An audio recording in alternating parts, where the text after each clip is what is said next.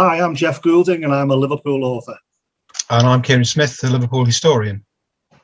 Together, we've been working on a great new project, which is a book out later this year entitled The Untouchables, Anfield's Band of Brothers. It's a great story about one of the greatest sides in Liverpool's history who won back-to-back titles in the 1920s. Yeah, this is a team that is absolutely packed with incredible characters. Men who fought on the battlefields of Europe in the First World War and returned home to claim 2 league titles in a row. And it's due for release in the UK in September. And thanks to our friendship now with the Liverpool Connection podcast, it's also going to be made available through them in the United States at the same time.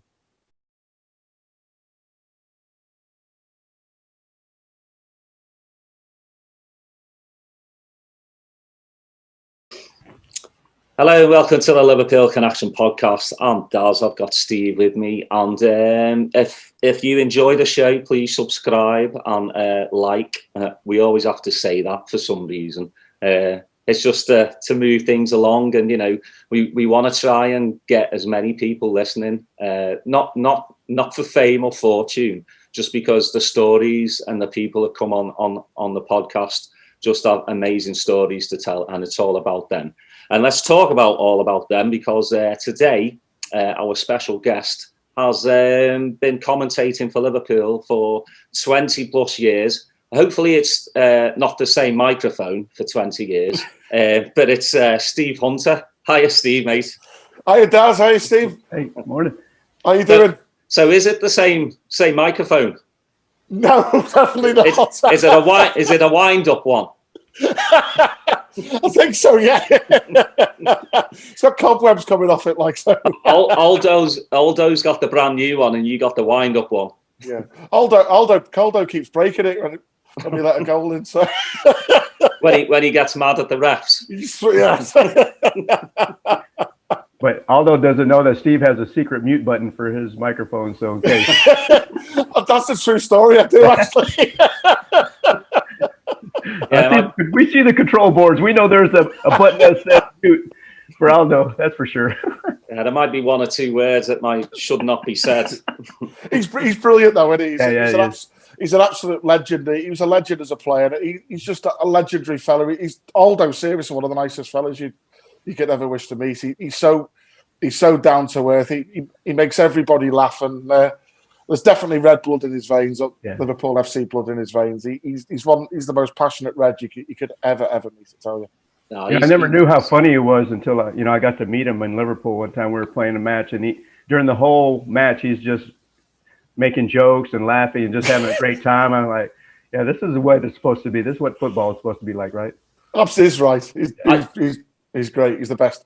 I actually thought, Steve, that you were gonna say next to Steve, he's the funniest man.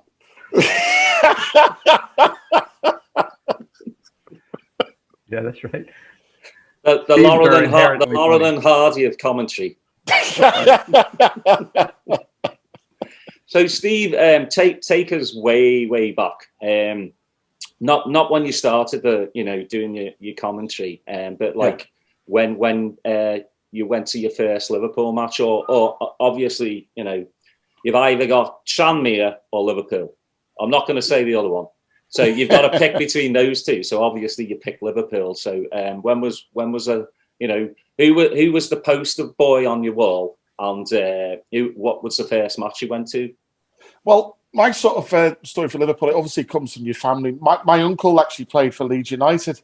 His name was Alf Jones. He played with Jack Charlton, and he made his Leeds debut at Anfield in the 60s. Playing against Sir Roger Hunt and Ronnie Moran. I've still got the picture of it. He gave me the picture of it. Someone took a picture of him playing it against Liverpool, and it's like one of my proudest possessions. And that's how it came from. My mum was a massive red, and my granddad too. So for years, I grew up in Crosby in Liverpool, and for years we couldn't. Times were hard, obviously, because affording things. Do you know what I mean? And eventually, my mum saved up for years, and I always remember the date. It was the 29th of September, 1984. Was my first Liverpool game. I'd just been itching to go for that for years, and years. But obviously, as I say, it's difficult financially at the time. But eventually, my mum managed to scrape it together, and we actually got beat. I was only 10 years of age. We got beat to Sheffield Wednesday. I was in the grey seats in the main stand. We went, and my mum didn't tell me until the morning of the game we were going. And me and a friend from school, she took the two of us down there, and it was absolutely amazing. The buzz of going down, over on the train, a number 26 bus, which is still going strong today. Everyone knows the 26, the Shield Road Circular bus from Liverpool city centre to Anfield, and it was just hooked. It was like all your magic wishes all coming true in just one go. Do you know what I mean? We lost 2-0, and it's probably made famous, that game, for an infamous moment with Brucey, really, when Imre Varadi, you might well remember it, when Imre Varadi, Brucey charged about 50 yards out of his goal. Varadi went past him and slotted in, and then it's only afterwards when I got to know Brucey and, reading his autobiography and stuff, you realise what was going on at the time. He let another goal in. We lost 2-0. It was because he'd been refused to go and play international football for Zimbabwe, and he admitted his head wasn't right at that time. But, regardless of that, we still played well. We had chances to win. We lost 2-0, but that was it. I said to him, I've got to go in every weekend, type scenario. So, I'm one of my favourite Liverpool. My all-time Liverpool hero is obviously Sir Kenny. And, there's a phrase that, people say, you never meet your heroes because you're always going to get disappointed. Well, I could categorically state that's totally wrong when it comes to people like that. Sir Kenny, Rushy, you've met people like that. Absolutely incredible people. Absolutely incredible people. I've got to know Sir Kenny a little bit, and he's one of the most loveliest fellas you can ever wish to meet. He cares. He cares about people. He's quite modest as well when you meet him. He sort of plays down some of his funny achievements. But one of my favourite Liverpool players at the start was Phil Neal, because of my uncle was a right back. So when I played at the school team, I liked playing at right back. So I used to love Phil Neal at right back. He was one of my favourite ever Liverpool players, and I've been very grateful I got the chance to do commentary with Phil in my very early days working for the club, and so absolutely fantastic, all of them. They really are. One of my young boyhood heroes as well was Paul Walsh as well. Walsh, played in that game against Sheffield Wednesday, and he was a fantastic player for Liverpool. He really was. People perhaps downplay his achievements at Liverpool, and he left obviously in the end when Peter Beardsley came, but his part of the double season 85-86 there was absolutely brilliant. He scored some priceless goals that season. He was a wonderful player. I'm going to bring Steve in. Hiya. Hey, good morning. I'm just fascinated. Steve, thanks for coming on. You've been, for people that are, watch Liverpool all the time, they hear your voice, and so it's an honor for you to come on our show. We really appreciate it. It's an honor for me to meet you and Daz, to be honest, and everyone out there. It's an absolute pleasure and a privilege for me. Yeah, we talked about your start. I was reading some of your background where you really started. You kind of knew early that you wanted to do announcing. You were doing announcing on video games. Doing stuff like that and recording yourself, and then it turns into your full-time job. It had to been pretty exciting, when you started over there. I think you started with Tranmere first, and getting to meet John Aldridge, when he's coaching over there. So.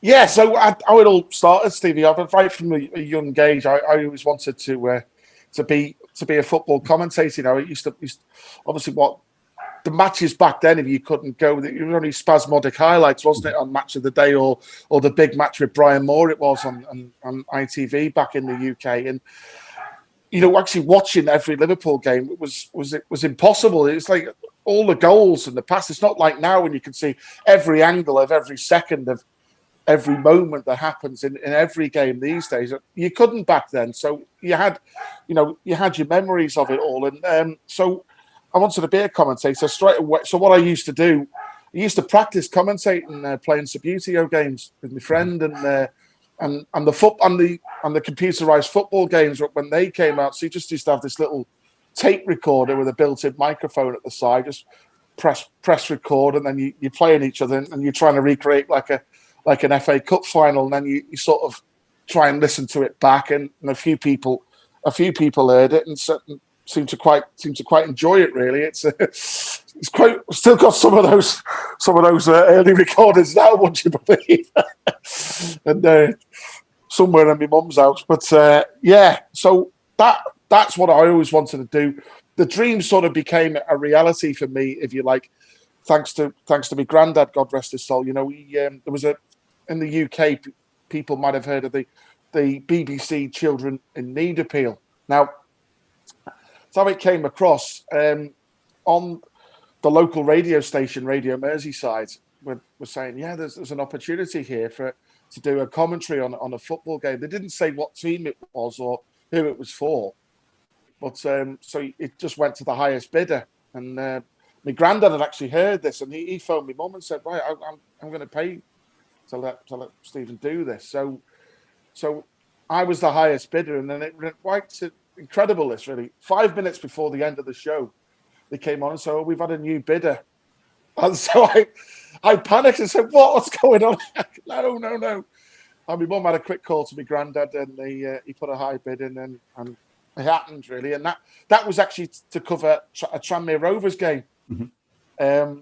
It was against Bradford City, and that was for the local hospital radio, which was this hospital in the Wirral called Arrow Park, and it was Arrow Sound Hospital Radio. So that's where it all started for me, really, commentating on hospital radio. And in the early days of Tranmere, was obviously John King was the manager who idolised Bill Shankly when he was growing up, and then one of his major signings, obviously, was John Aldridge, and that's how I met Aldo, really, for the first time at Tranmere. I met him before because I used to go in the school holidays. I used to go every day and get with my mum and get the players' autographs at Anfield. So I met him that way, but not in the same capacity as when you're doing the commentary and stuff. So that's how it all started for me, and it was.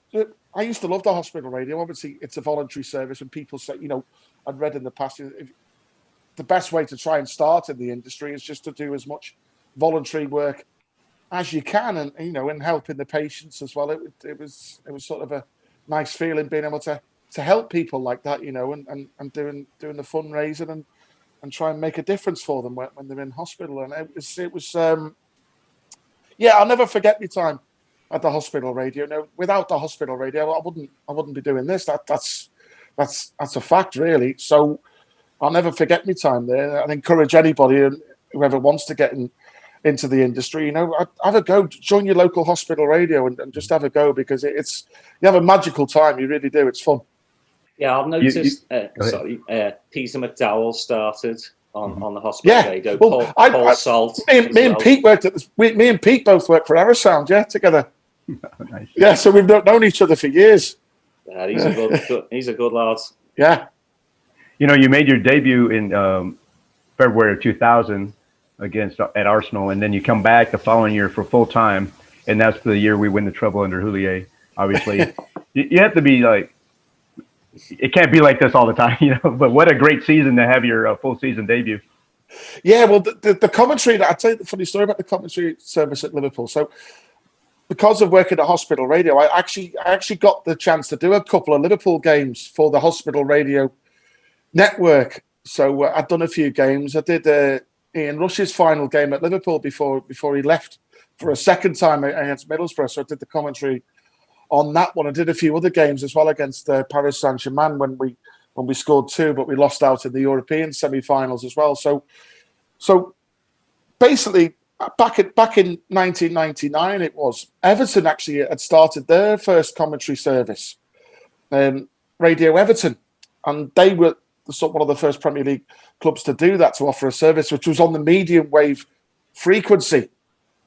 And around this time, I'd started doing some little work for an internet commentary service, which was very much in its infancy back then, doing a few different local clubs around the area. So what happened, I'd sent a letter to Peter Robinson, who was the Liverpool chief executive at that time, and said, and just along the lines of, "Hi, Pete, I noticed Radio Everton have started a commentary service. Is there any plans for Liverpool to do this?" I said, you know, in my opinion, I think fans, not just local, but from all around the world, would love to hear this, because there's no other service being provided by this. And funny enough, I got a phone call a few days later from Ian Cotton, great guy, who was the former press officer at Liverpool Football Club. And he phoned me and said, "Steve," he'd heard a couple of my commentaries from Tranmere anyway. And he said, "Well, funny enough," he said, "Peter's passed me this letter." He said, "We're actually in the process of starting a club website for Liverpool Football Club, and we want to do a commentary service."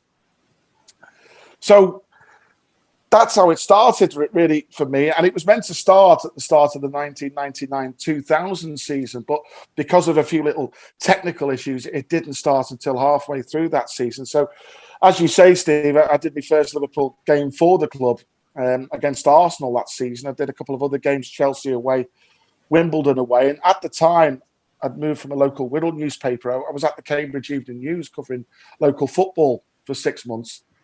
And then I got the phone call at the end of that season saying, "Look, we'd love you to come back and do this full time for us now, commentary." So the 2001 season was my first full season commentating for Liverpool. And what a season! I mean, we're coming up to 20 years very shortly, aren't we, for the anniversary of that? And what a season that was! There's some unbelievable players. I mean, unbelievable moments. I said to you, Steve, before, I love that picture behind you there. That's Robbie Fowler, God, we call him. Yeah.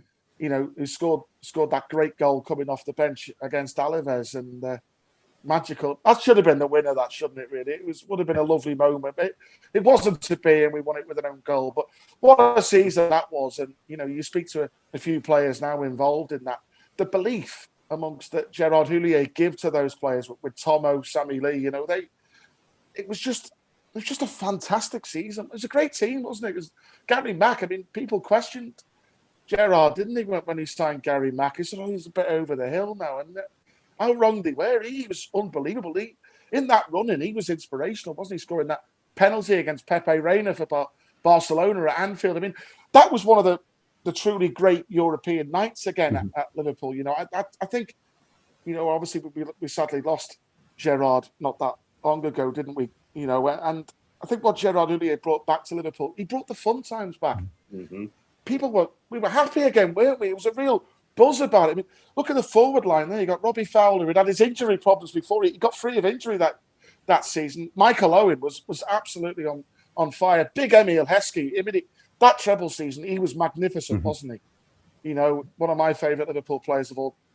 Didi Hamann as well in that midfield as well. Sami Hyypiä, Stefan Onsho, Marcus Babbel, you know, Kada, Stevie as well, come into the fore and being regular players in that team. And contribution, people like Danny Murphy. And then we signed Yari Littman in that season as well. I mean, what a joy watching Yari. I know he didn't play that many games for us as he would have liked, but what a player. What a player. What a season. I mean, I know I'm going on and on here, but no, it's all right. It's just a wonderful season, isn't it? So many wonderful memories. And I think that season, Liverpool Football Club were put back, weren't we? We were back on. Yeah. People were starting to respect Liverpool again in Europe, weren't they? You know, going away to games. I mean, I remember going away to Barcelona and people were calling Liverpool boring and 0-0, very defensive display. But that was a European semi-final. We beat them. Yeah, that's all that matters. That's right. You know, and Cardiff as well. That affiliation with Cardiff, going to Cardiff, commentating on them games. I mean, back in them days, you probably find this quite funny now. We want to do a lot of games with Aldo and the guys now. Them first few years, I didn't have a summariser, so I used to commentate on my own. So, as you can imagine, there was a lot of honey and lockets I used to have to take that then screaming all them goals we scored that season. But it was unbelievable. I mean, I'll never forget the FA Cup final, the Michael Owen Cup final against Arsenal, because of the way it was at the time in the press box. My position was right in front of a load of Arsenal fans, so you can imagine they're like laughing and joking. They think they won the cup, and Michael scores, and you forget who you're surrounded by, don't you? So I'm jumping up, going, "Yes, Michael Owen's equaler," and I'm getting some funny looks. So you're thinking, "I've got to be a bit careful here." And then Michael does it again, and you're up again. You're, yeah. To be fair, they were a good lot, the Arsenal fans. They shook my hand in the end. So well done, mate. What a way to win a game. He's a special player, Michael Owen. So they were, most of them were quite gracious in the end. And but I think that's one of the great things that, Liverpool fans from around the world, they love about you is your enthusiasm when you're commentating. And, we'll talk about the Barcelona match here pretty soon, but I want to take you back to 2005, because you've called that your best night as a commentator, obviously Istanbul. But one of the interesting things I read that you didn't have a summarizer for that game, and that you're doing it on your mobile. Is that right? Yeah. Back then, when you used to go to some European away games, one of the most stressful moments for any commentator will tell you is to make sure your ISDN, which is an ISDN commentary kit which we use, which is an ISDN phone line, which for those who don't know is like a high-powered phone line that makes it sound like you're in this. It's high quality. Mm-hmm. And I actually flew to Istanbul on the day on the club staff flight, and remember arriving there, but in Taksim Square was unbelievable. It was like the songs and everything. It was just an absolutely magical day. I was actually with Platty that day. You had on recently. A very great friend of mine is Mark Platt. Worked with Platty for 20 years, and it's me, Platty, and Paul Rogers at the time. We were in Istanbul together, and went to the press box, and I was lugging this big ISDN kit all around with me, and in the heat, sweating and everything in Istanbul. I was like, let's just get into the ground here. And so the ISDN kit, the phone line didn't work.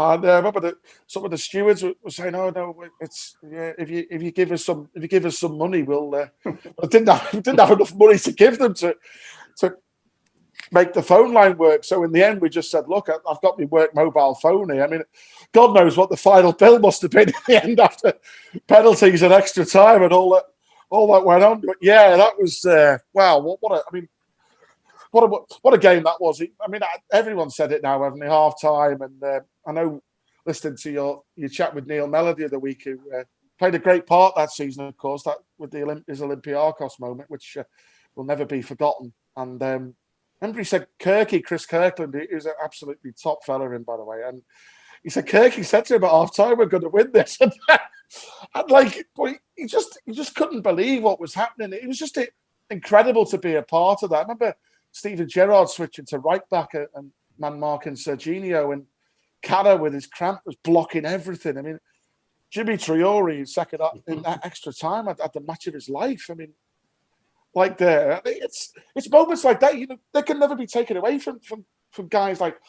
Speaking to Jimmy Traore last year when he came over for a Legends game, and I said to him, people can never ever take away moments like that. You're an Istanbul hero. There's a big beaming smile, and he was. It was just a magical night, and then a magical 2 nights really, because I was very lucky that Paul Rogers got me on the bus tour around the city the next day. So I think, because of them 2 days, that for me is probably has to go down as probably my best moment commentating on Liverpool them 2 days, and being on the bus the next night around that tour of the city was something else. I'd never seen anything quite like that. It was absolutely incredible. It really was. The noise, and because I was lucky, I was doing the interviews with the players, and I remember interviewing Rafa and David Moores, the chairman, and they were so proud. There was tears in the eyes of David Moores because he couldn't believe what had done. He was saying, "Well, we've got Rafa, the master tactical technician, on our hands here, and what he's done was just incredible." Funny story about that tour, actually, because I think they knew how big the bus parade was going to be in Istanbul that night, but they were saying that. Remember, the police came on the bus and said, "Look, it's so congested by Anfield. It is incredible. I don't know if we're going to get through here. It's going to be it's going to take ages to get through. But I remember Stevie and Cara saying to David Moores, no, we're going past Anfield. We've got to go past Anfield. Our mates are up there. The fans are up there. They're expecting us to go past Anfield. And David Moores said, yeah, on we go. We're going past Anfield. And that was stunning when we got past Anfield. And then going into St. George's Hall. But yeah, wow. I mean, it's one of those. It's just one of those incredible moments in it. I don't, don't think we'll probably ever see anything quite like that again. To be honest. Yeah. You ever get to take the Mickey out of Neil Mellor for missing the bus parade? Yeah, that was one of the really sad moments of it all. Really, the likes of Neil Mellor and Stephen Warnock, who I know pretty well, and they described that as one of the most devastating moments of their Liverpool career. I just think that was a very unfortunate circumstances that day. I felt sorry for them as well, because they deserve to be on that bus, right. Because they played big parts. Mel's, as we say, with his contributions that season. Stephen Warnock had played his part at left back. He thought he was going to be in that squad. He should have been on that bus. Chris Kirkland, he played against Olympiacos in that game. He was in goal for us. They should have been on that bus that night. I was just really, really unfortunate circumstances, I have to say. They should have been there because they deserve to be there. They did. At least Neil got an AC Milan medal.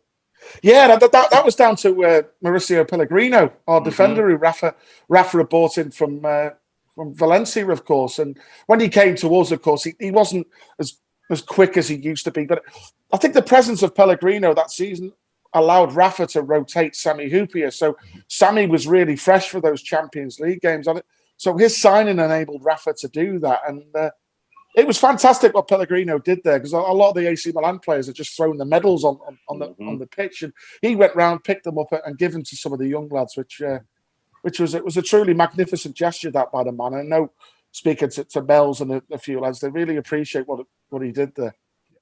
It was funny about going back to Istanbul though as well. He was behind us in the commentary box when I was commentating on my mobile phone, laughing his head off. Diego Maradona was in there. Oh Lord! Behind us commentating for Argentina TV, and he was cheering for Liverpool in the end. He was up like me, Platty, and Paul Rodgers. He was jumping up, shouting Liverpool in the end. It was surreal. It's surreal seeing that, I tell you. Well, I mean, he played for Napoli, so I'm sure he wanted AC Milan to lose. Maybe Diego was a red then, eh? Yeah. No, that must have been surreal though, to look back and there's like one of the best players ever. Yeah, it was. It was cheering for the Reds. You're like, all right, go on, mate. Well, I mean, did you ever expect? I mean, at 3-0 down, I mean that was probably one of the best AC Milan sides that have been for a very long time. Yeah. I just thought if we just get one to save face, I'm all right with that. Just make it like 3-1. I'll be all right. But then when that second goal went in, you just knew something was going to happen. I mean, commentating, you must have just been going. Yeah, it's yeah. I think people tend to forget how good that first goal was as well, don't they? The Steven Gerrard header is. I mean, in Stevie's repertoire, for me, that's in his top 3 Liverpool goals of all time. I've told Stevie that, and he laughs about it. It was incredible technique. I think only a player of Stevie's class could score a goal like that. And it was a great ball in from John Arnorisa, but the header was just sensational. What about the second half as well? I mean, for me, I always say one of the men who inspired Istanbul comeback, Didi Hamann, come on. He was sensational, wasn't he? He was absolutely brilliant. He just kept blocking them out, and he allowed Stevie the space to drive through. Xabi Alonso got his passing going in the end, and Vladdy, come on. I mean, Vladimir Smith said, what a contribution Vladdy made in that cause. And another Czech lad, Milan Baros too. I mean, Milan did well, didn't he, there, playing up front as a lone striker. And then his link play with Stevie for the... Well, thank God he got out the way. Yeah. And if you think about it, Milan Baros, the contribution he made in the semi-final too against Chelsea. Because on another day, I mean, Mourinho and Chelsea can still go on till the blue in the face. We don't care about so-called ghost goals. The reality is, if a goal's not given there, it's a penalty and a sending off. So So end of story. That is right. Yeah, but Chelsea fans forget that part. You know. But you know what the big part as well is, Daz and Steve, for me, about that night as well at halftime. You can't underestimate the power of the fans. Mm-hmm. It's like commentating this, you know, during this unfortunate pandemic. It is very, very different. You know, we miss the fans desperately, don't we, at Liverpool? We do. You know, and the other night, it's like Real Madrid in there. I thought we played really well the other night against Real Madrid.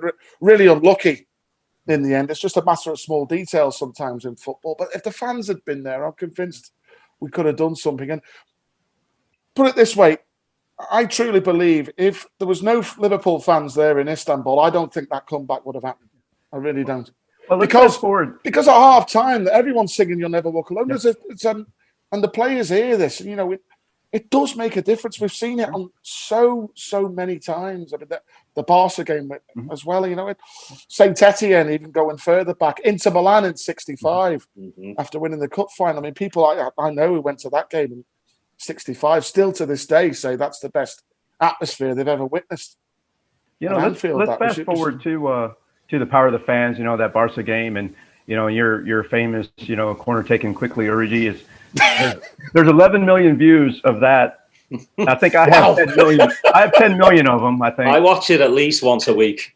And so so it's viral. You even mentioned when you came to the States a couple years ago on the tour that people just scream it at you. Take us back to that night, because we talk about the power of the fans. You had mentioned to Aldo that the team was, or the atmosphere was kind of melancholy because City had just won the previous day, on company shot. And so the mood was pretty tenuous at best, right? Or maybe it was just, we're here to watch Messi and pretty much that was it. Kind of take us back to that, because, obviously that it's such a great night in the history of Liverpool. Yeah, it's, as we say, it's happened on so many occasions. For me, it's not a coincidence that the Liverpool together with the fans is something special. Jurgen Klopp, since the very first day he came into Liverpool, noted that. We love Jurgen, and Jurgen uses that, I think, absolutely brilliantly. The special connection with the fans and the players, and going into that game, you're thinking 3-0 down to Barcelona, Messi, and I remember even anyone was saying, and especially with the injuries we had as well. If you think about it, didn't we? I mean, no Mo Salah, the Egyptian king. How are we meant to beat Barcelona without Mo Salah? And going into that one at the night, he went into the ground, you're thinking, well, yeah, it's not impossible, is it? Because this is Liverpool, and this is Liverpool, and this is Liverpool at Anfield with a full house. We've still got Alisson in goal, who made that wonderful save right at the end of that game, didn't he, at the Nou Camp? That could have been 4-0, but for Alisson, that late save, remember when Barca broke. So you're always thinking, yeah, get an early goal. Who knows? Let's see what happens. I mean, you can't say hand on heart every single one of us were confident we were going to do it, but it's not impossible when Liverpool play in the Champions League, massive European night under the floodlights at Anfield. There's something special about it. There really is.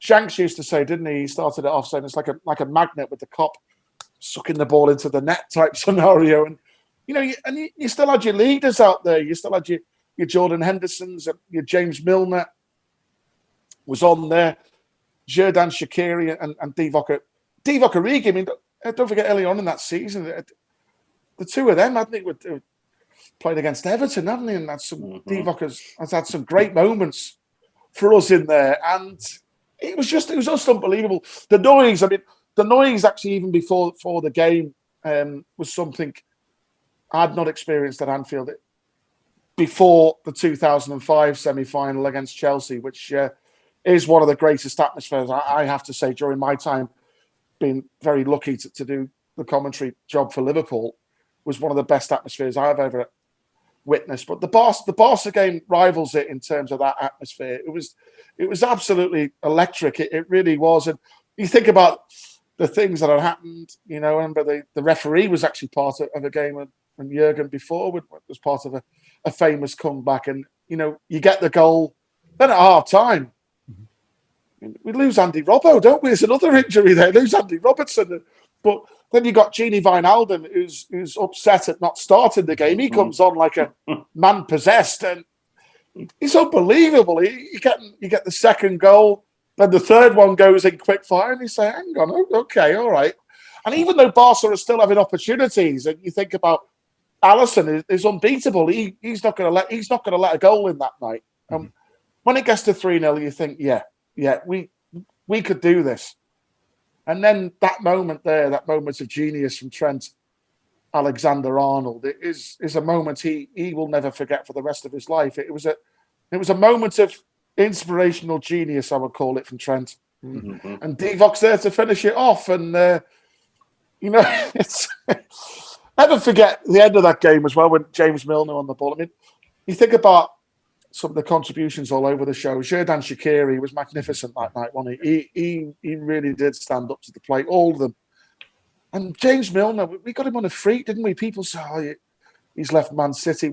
People were saying, I remember at the time, what ambition has he got leaving Man City? Well, I tell you what ambition he's got. He came to Liverpool to win the Champions League, and that's exactly what he did. He did, and that whole night, and at the end, when Jurgen and the boys are celebrating in front of the Kop, and you see some of the young lads are in there as well, don't you? Jurgen's included everybody in there, all the staff. Mm-hmm. Young lads like Curtis Jones is in there, who's done brilliantly this season when he stepped up to the first team. And I always remember a real flash of inspiration for me. George Sefton, obviously the voice of Anfield, and he's a special guy, is George. He's a lovely fella, and he's got a lovely habit of just putting the right song on at the right time. He's done that for countless of years. And when he put Imagine on by John Lennon at the end of that game, and you got the whole Kop, the ground singing that song, I mean, that's something special, isn't it? Mm-hmm. Before we continue, I just want to mention to all our viewers and listeners that George Sefton is publishing a book here real soon about his 30 years at Anfield. So please pre-order it. And, we are fortunate to have him previously as a guest. So, he's such a great guy. One of the funny things about that moment with Trent's goal, that you almost missed it, because if you watch the video, you're looking at your monitors like towards Aldo, and then you turn around real quickly, and then you see it happen. That's why it was so rushed. I was like, you almost missed it. You almost missed the moment.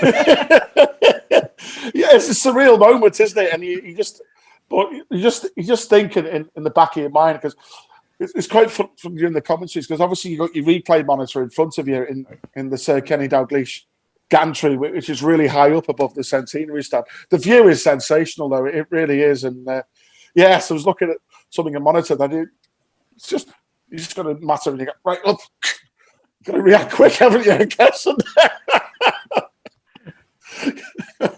I thought Aldo was going to fall over through that opening. Yeah, he's through that opening there, where you see Aldo, there's a little door that leads, it's like walking on a gangplank, if you like. You see the old pirate ships from years ago. It's that narrow, and walking literally over the seats, which is way down below. And I remember the 4-3 game against Borussia Dortmund. Sir Kenny Dalglish's daughter was there, Kelly, and she was waiting for a radio station. When we won that, Lovren scored in the final whistle. The two of them were dancing on that little plank at the end together. Because behind us, when you go through on that plank, is the fans in there. So Aldo was threw his headphones off, and he's celebrating with the fans there behind him. It was magical, man. You can't beat nights like that, can you? As I say, it's in Liverpool's DNA, isn't it? Our comebacks. We've done it so many times. It's not a coincidence for me.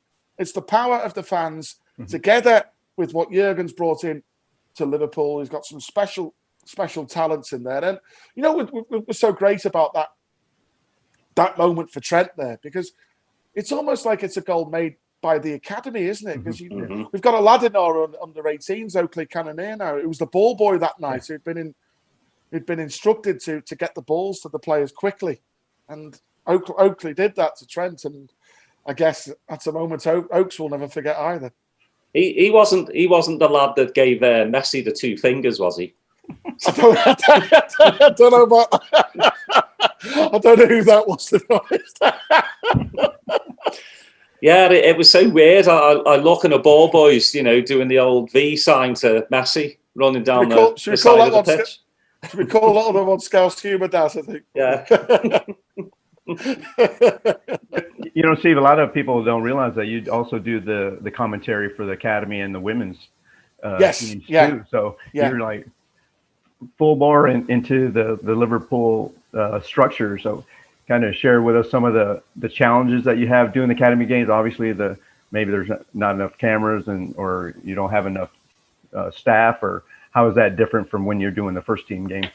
Yeah, I'm actually really proud to get the opportunity to commentate on the first team, all the academy teams and the women's teams, and I genuinely love it. It's a genuine passion, and I think you know, as a Liverpool fan as well, I think it's really important that we cover all aspects of the club. You know, the women's team are doing really well at the moment, you know, and Amber Whiteley's come in as interim boss, and she's doing really well. We've got some great players in there. And they play some really good football. And, you know, Rachel Finesse, who's one of my favourite players in the women's team, has just, you know, helped Northern Ireland qualify for a major finals next year, which is massive for football in Northern Ireland and women's football in general. And it's on a real up, the women's football at the moment. I think it's great that obviously it was so frustrating for everybody involved with the women's team when we were relegated from the Women's Super League with the pandemic through no fault of our own. It's one of them moments that you just, you know, you don't agree with, but you've got to get on with it, and that's just the way it is. And they've been a bit unfortunate this season, I think, not to challenge it. Obviously, getting back to the Women's Super League is difficult because in the Women's Championship, only one team goes up, and Leicester have been the most consistent team to do that. I think it a few times. I know people might say, oh, it's excuses. No, it isn't. Like the first team, we've had a lot of injuries to some key players at some key moments in the women's team this season. I think it's cost them in that sense. But good foundations are being built again for the future, you know, and I'm quietly confident that we can get back to the Women's Super League and mount a title challenge next season. Definitely. As far as the academy is concerned, well, like when I started working for the club website and commentary back in 2000, I used to cover all the academy match reports as well. So that's how I got to know people like Neil Mellor really well, who's a great friend of mine now, and all the staff. Hughie Macaulay I got to know really well. He's a lovely fella who helped obviously bring the likes of Stephen Gerrard and Jamie Carragher, Michael Owen, Davy Thompson. He helped them with Dave Shannon come through and achieve their goals. So Hughie's very much like an unsung hero. He does a lot of the academy games with us now. But the great thing was, so in 2007 when LFC TV started, so the plan initially, because we can't show the first team games live, so the next best thing is to show the academy games live, you know, the under-18s and the under-23s. You know, in an ideal world, you know, you'd like to do every single game live and show all you fans all over the world. It's not physically possible all the time because there's certain restrictions, especially during the pandemic now, that of allowing a certain number of people into small training fields, especially for the under-18s games. But we always try and do as many games as possible. And it's just been fantastic, you know, for me as well, witnessing and seeing the likes of Trent Alexander-Arnold and Curtis Jones, for example, their journey. I first commentated on Trent and Curtis playing for the academy teams at the age of 15. Mm-hmm. And when Trent was playing in central midfield, I remember a game against Manchester United. We beat them 4-0 away from home, and we had Trent Alexander-Arnold scored a wonderful goal that day. He was playing with Ben Woodburn, who obviously Ben was there with Trent, and the two of them are great. And seeing how they've blossomed a little bit from then. Ben's been a little bit unfortunate with a few injuries since then, a couple of loan spells that hasn't worked out. But you know, Ben Woodburn, he's still a young man, and I still believe there's a lot more to come from Ben in the end. You know, he's getting more confident. He's back now with the 23s, and he's doing really well. So there's opportunities there for Ben. He scored a hat-trick as well in the behind closed doors in front of Jurgen during the last international break. So it's just been fantastic working with all of the staff at the academy as well. I mean, Alex Inglethorpe, the academy manager, is one of the nicest fellas you could ever wish to meet. He is absolutely top class fella. He really is. And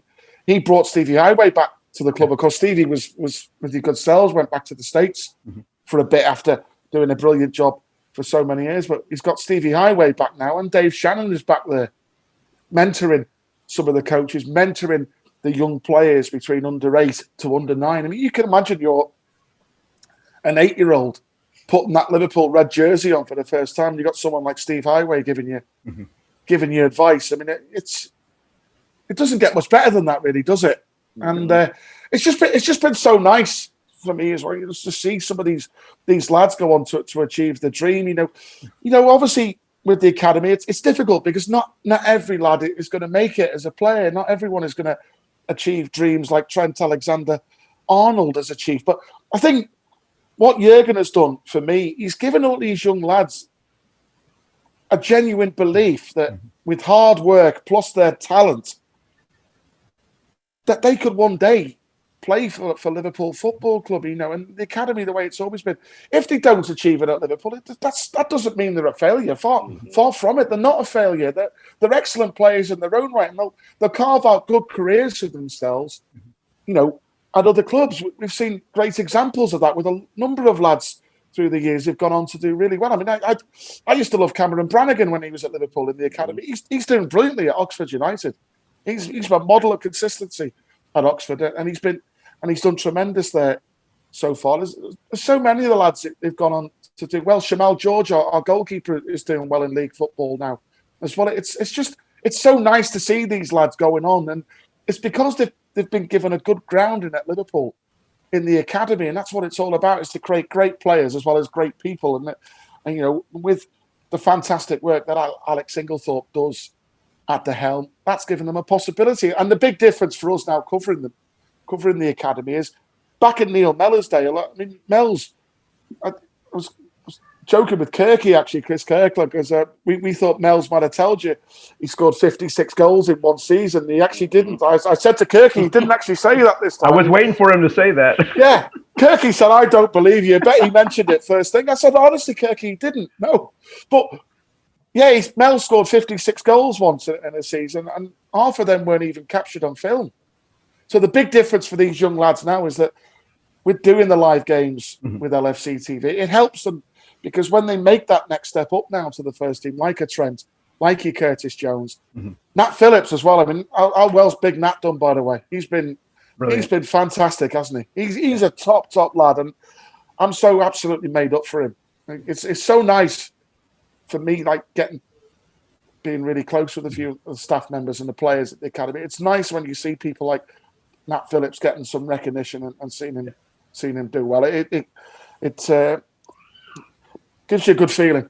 You know, we've mentioned that in the past, how Jurgen does give opportunities to young lads. If you prove yourself that you'll get time, you know, Trent, Curtis Jones, Nico Williams, obviously Nat Phillips. Yeah. That not all the first team managers around the league will do that. You know, we've seen it time and time again that young lads just get loaned out time. You know, every year they're getting loaned out and they never get an opportunity at their parent club. As you're doing the academy games, who are the next names that you see will be the next ones to make that transition to the first team? I know Billy Cometto he started when he signed, you know, he had a lot of, you know, notoriety and accolades coming his way. And then, you know, he's back down training with the younger people, but, you know, and the first team at the same time. So who else do you see making that breakthrough? We've got some fantastic talent in the academy. You know, Barry Lutus, who helped us win the last Youth Cup, is doing a great job with the 23s. Bridgie Mockbridge Wilkinson with the under-18s as well. We're going well in the Youth Cup. So I was down at Leicester on Friday night to cheer the boys on, and they played really well, beat Leicester 5-1. We've got a quarter-final tie to come at home to Arsenal. So that's going to be a good occasion. We've got some really great talents in that academy, you know. To name a few players, one of my favourite players, I've been watching him for years, is Paul Glatzel, who has been so unfortunate with injuries. I feel so sorry for that lad, but he'll be back. You know, he had that bad injury. He had a bad injury, what people tend to forget. He had the same injury Virgil's had with the ACL, and it's a bad injury that when you come back from it. And it was so innocuous, wasn't it, when he got his chance in the pre-season game against Tranmere and he got that injury. And that's the cruel side of football, isn't it, in many ways? You're a young lad, you're on the crest of a wave, and then you get injured like that. And Tom Hill, who's been at the club since the age of 6, he's a lad your neck of the woods, Daz Formby, Tom. He's done well at the academy, but he got the same injury in pre-season as Paul Glatzel and Virgil, and so he hasn't kicked the ball this season yet. So these lads will be back. We've got some great talent in the youth team at the moment. I like at right back, we've got the Northern Ireland lad, Connor Bradley, who's only 17, who's come into the 23s now and playing right back. He's doing really well. Tyler Morton has scored some spectacular goals for the academy from midfield, a young boy from the Whittle who's been at the club for a long time. You've got Dominic Corness, who's they call him the Wonder with his left foot in the 18s. He's been at the club at the age of 5, and Leighton Stewart up front, who was on fire. He was scoring goals. He's a goal machine, and he's just got picked up a really bad injury. So we just want to wish Leighton all the best there and say we're all thinking of him. And he'll be back as good as new. Some big talents in that youth team. I mean, people are talking about the young lad from Poland, aren't they? Because he scored that special goal recently, Mateusz Musolowski, who's been doing really well. So there's certainly a lot more to come from him. It's great to see James Balagizi get a hat-trick against Leicester in the Youth Cup. He's only 17. He's an England Youth International, so he's making really good progress. Got some great lads at the academy. Each and every single one of them have been grounded in the right way. They're learning the Liverpool way, and the next step for them is, can they emulate the likes of a Trent and a Curtis Jones, Nico Williams, and get elevated to move up to that next step and be part of the first team squad, because that's what it's all about, isn't it? Well, yeah, I guess it's also an advantage now that everybody's at the same place, so they can see these guys. Definitely. I think, and that's the good thing now, because you speak to all of the lads, all of the coaching staff, and all of the lads will say, we've got to do well every single training session we step out, because we can't drop our standards, because all eyes are upon us each and every second. I mean, there could be an under-18s training session, even an under-16s training session, and Jurgen or Pet Linders might pop over and see it. So it's fantastic. It really is. I wanted to ask you, because a lot of people would probably think just commentating, you just show up, but there's a lot of research into it. And I want to give a little shout out to the LFC history lads. With the amount of work that goes in. How good are they, by the way? Brilliant. Top, aren't they? Yeah, we're hoping to get them on. Within the next month, because I'm not a stat man myself, but I know Steve is, but I would love to just listen to them. But yeah, how much work goes into every single match for you? Yeah, a lot. I mean, a lot of work goes into it as well. I think, the lads at LFC History obviously is a massive help. The book they brought out was incredible, an encyclopedia, if you like, of Liverpool Football Club. You've got Jed Ray. You've got to give a shout out to Jed Ray and Dave Ball, who are special guys who've been associated with Liverpool for a long time. Jed's the official LFC club statistician, and there's nothing about Liverpool FC that he doesn't know. He's a fantastic fella and a great Red too. So you got help from people like that. Obviously, watching a lot of football helps as well. In terms of obviously for the academy and the women's side, I mean, with the academy, it's a lot more. You can get a lot more information now about the players than what you could do.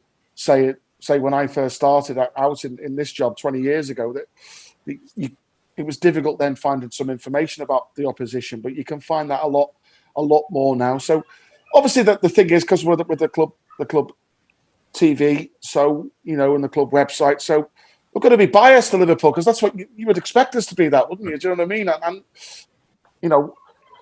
we all love the club, so that's what we're doing it for. So, but obviously for the academy games and who we play against, the young lads making it out in the game, aren't they? Trying to create a history for themselves. So I always try, and when we're doing the live academy games, try and get as much information as I can about the opposition, and just give them a nice little shout to say, that they were signed from such and such. He's been at their club for a number of years, and it's nice, isn't it? Because you don't know who's watching. You might have, especially during this pandemic, you probably get parents and families of the opposition players tuning in to watch the game as well, won't you? So it's So a lot of work does go into it, but it's not hard work, is it? It's fun. Yeah. I mean, watching football or reading a football book. That to me is fun, and it's funny in a way. When I was in school, I moved over to Whittle from Liverpool with the family across the Mersey, and I quite mad looking back at it now, but I used to get skittered a bit in school about my love and devotion for Liverpool FC, and said, "Oh, you just keep talking about Kenny Dalglish and all this," but paid off, didn't it? Yeah. That's a message. That's a message to people out there. If you ever get skittered or anything in school, or people try and say not so nice things, always believe in what you want to do, and don't listen to the doubters. That's right. Hey, Steve, I had a question for you. Obviously, I'm the president of the Supporters Club here in Austin, and we have a pretty big club that travels to any of the matches when they're Liverpool visits in the States. You had mentioned, when you came to the States last time, I think that had been 2019 now, after we won the Champions League. What a tour that was. Yeah, we went to South Bend and Fenway Park and ended up in the Big Apple. That's right. Wow, that was incredible, that.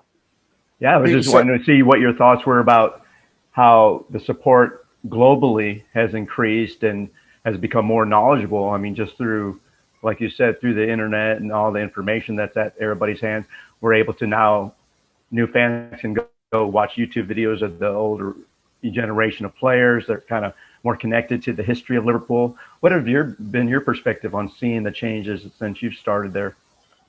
I think it's absolutely fantastic, Steve. I think it's so important as well. Liverpool Football Club is a special football club globally, all around the world. So if you're a Scouser, you've got Liverpool FC in your veins. If you're from Liverpool, you support Liverpool or Everton, don't you? So, but all around the world, it's so important, and it's so important to keep spreading the word about the club. For all you guys and girls and youngsters out there, it's important to keep mentioning how special Liverpool is and interacting, especially during the pandemic. And I've been quite very fortunate to go on a couple of Zoom calls like this with a few of the International Supporters Club, and I went on a few with Aldo, and it really is special seeing everybody, just trying to bring a little bit of Liverpool FC to you all over the world. It doesn't matter what part of the world it is. There's no one better than anybody else, but we're all in it together. We're all one Liverpool Football Club family. We all share the same goal. We might disagree on certain results or certain team selections in banter now and again, but the one goal is Liverpool Football Club, and we all want to be the best, and we all truly believe Liverpool Football Club are the best. And a little blip this season, but under Jurgen Klopp, we certainly have been the best, haven't we? We've won everything under Jurgen, and I truly believe we will do again. We'll get the fans back next season, touch wood, and things will be great again. But it's so special for me being a part of this job, because I've been very, very lucky in the sense as well that I've travelled the world with Liverpool. I mean, that was 2001 was my first full season, and then I went on the tour to Singapore and Thailand when we took the trophies, and that was incredible. I remember arriving at the airport. It's like witnessing the old videos of the Beatles arriving overseas for the first time, and Michael Owen and Steven Gerrard and Robbie Fowler. Should have seen the adulation they got. Gary Mack, the people screaming at Gary Mack when he came out with it. It was amazing, and even now it's been great. And I went over when Rafa Benitez first took over at Liverpool. I was fortunate to go to America then with the boys. We went to it was what a trip that was. It was great going to Hartford, Connecticut as well, and we went to Toronto, which was absolutely brilliant, and meeting so many special Reds from all around the world. And I think I think it's important that we continue to do that and interact with each other, because, as I say, it's so special meeting every single one of you and sharing all our Liverpool stories, because just for the love of Liverpool Football Club, isn't it? And long may it continue. Yeah. That was my first game, Hartford, Connecticut, when you guys went that year. So yeah. Special place in my heart there. It was warm, man, that day, wasn't it? Yeah. I had the bevies keeping me cool, though. They were. Yeah, absolutely. Yeah, it's great. And like Daza knows, I take a pride in organizing the club, the supporters club here, and sharing, experiences. Because, not everybody's going to be able to make it to Anfield. He's blessed to have grown up there. I've been blessed to have been able to go to matches there. So, but not everybody is. So we try to spread the love and bring stories from it. And, people like yourself that are so ingrained in the club and part of the history. It's just, we're just so privileged to have you here today telling these stories. It's a privilege for me to be with you too, and everyone, definitely. All right. So, Steve, you got a who's who of, your commentary buddies. I mean, Sir Kenny, Callahan, the two Ronnies, as I like to call them, Terry Mack and Davy Johnson. Brilliant. Fairclough, Aldo, Roy Evans, Ronnie Moran. I mean, that's the who of like Liverpool legends. Molby. Yeah. Yeah, Big Jan, Ronnie Whelan. Yeah. I mean, getting the chance to commentate with Ronnie Moran at Anfield was special. Yeah, I mean, what a great man he was. I mean, it's funny really, because I used to have so I didn't probably tell you this one. I don't want to take up too much of your time. I keep waffling on. I apologise if I keep waffling too much. It's fun to talk about it about Liverpool, and it's great in them days. So I had a season ticket for many years, which was right behind Kenny's dugout. So you got Kenny, Ronnie Moran, Roy Evans, and I have to pinch myself sometimes because I've commentated as well with each and every one of them guys, and I just feel so privileged to have done that, commentating alongside Sir Kenny on the Anfield gantry. It was an incredible experience, and Roy Evans is such a lovely fellow. He's a fantastic guy, a boot room legend, and he's so humble. Roy's one of the most humble guys that you could ever meet, I tell you. And Ronnie Moran was incredible. We used to have some great banter with Ronnie, but with his wife as well. I used to drag him up to the stairs. The commentary box used to be, remember the old white box you could see on the pictures above the main stands? That's where my original commentary position was for Liverpool. He used to take Ronnie Moran up there, and when Ronnie's getting on a bit, I say, "Are you all right up here, Ronnie?" "Oh, I'm all right, son, I'm all right." He was fit as a fiddle. Even then, Ronnie, and commentating with Ronnie Moran was an absolute incredible experience, because he could tell you different aspects of the game. And I remember when he was commentating, Harry Keel was on the one who's going, beat him. And for me, it was surreal, because exactly like when he used to sit for the Anfield home games with his season ticket behind his dugout, and he said exactly the same things then. So to have him alongside me saying them was like, wow, is this really happening?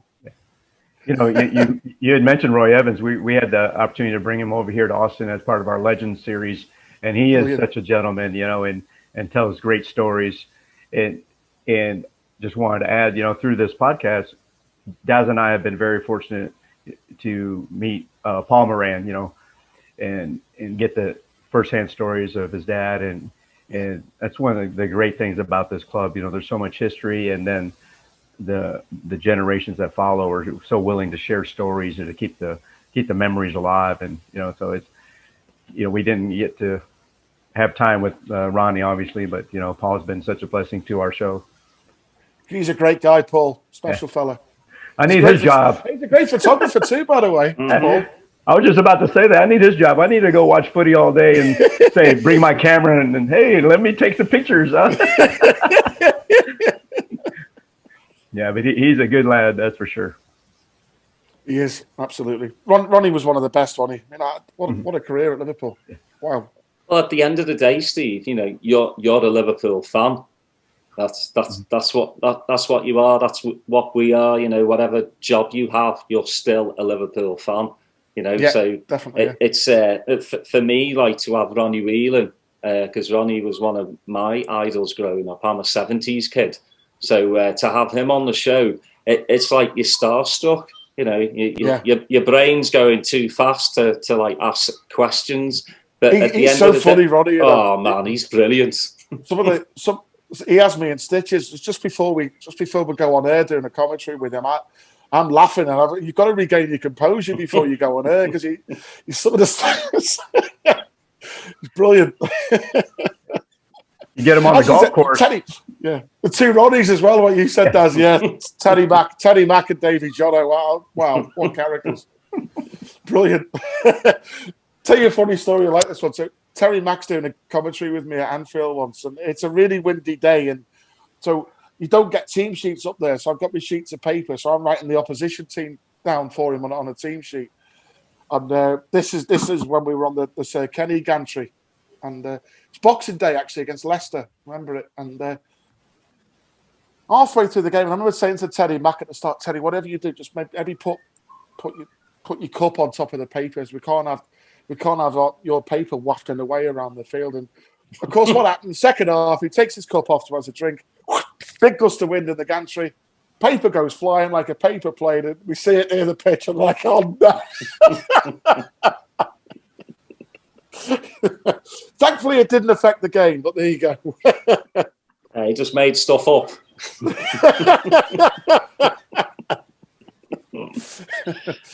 So Teddy Mack used to say, "I'll leave the pronunciation to you, Steve." Actually, that was my next question. Who's been the hardest name you've ever had to pronounce? Wow, that's a great question. You did pretty good on that Polish player's name, because I'm not even going to attempt it. Yeah. We had a few arrivals at the academy in the summer, which were quite tricky ones. Got a couple of lads from Poland. You got the Polish goalkeeper Jakub or Zinski is how you say it. But if you look at it, it doesn't. Neil Mellor still says to me, "How do you say that?" Or Zinski. Yeah, we got a lad from Germany's under-16 captain. He was a really good player as well. Melkamu Frauendorf came in. And you got another Polish keeper we signed in the summer, Fabian Morozek.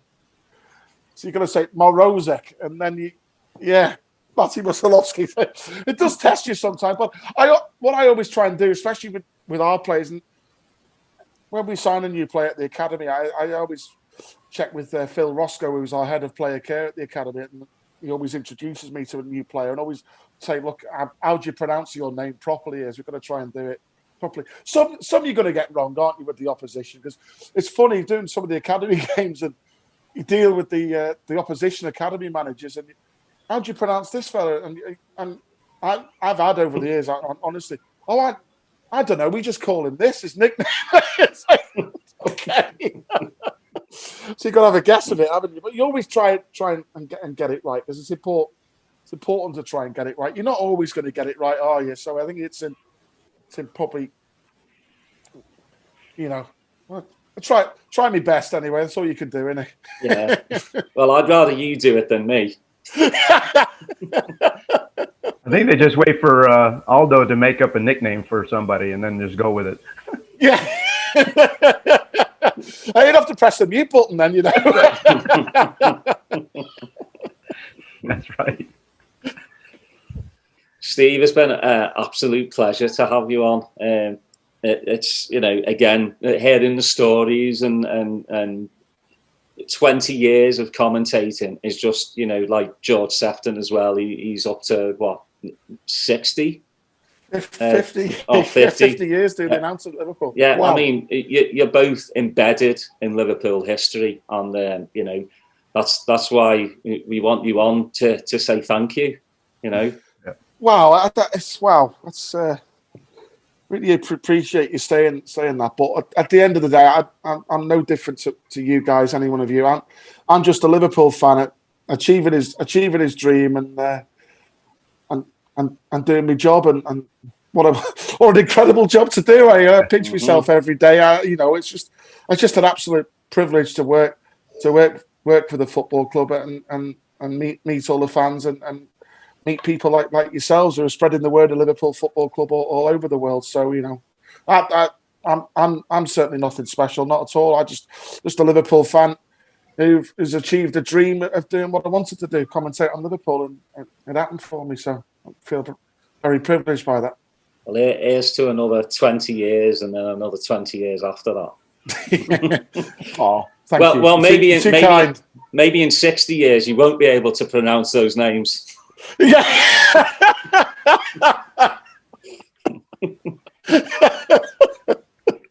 Mate, you might not be able to pronounce your own.